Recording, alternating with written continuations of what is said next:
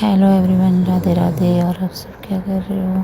आज है ना पंचमी और सुबह का पूजा पाठ सब हो चुका है। वीडियो थोड़ा लेट जाएगा।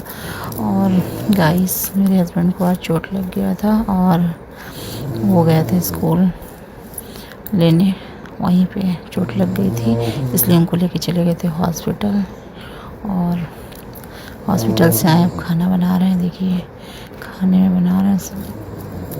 खाना बनाने जा रहे हैं, बना रहे हैं। और खाना बनाने के बाद फिर सबको खिलाएंगे पिलाएंगे। फिर आज मेरा फास्ट है क्योंकि मैं तो खाऊंगी नहीं।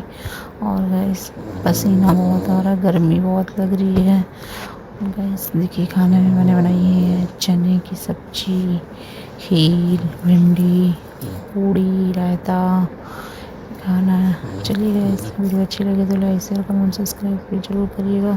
फॉलो करना ना भूलें। तब तक के लिए बाय बाय, राधे राधे।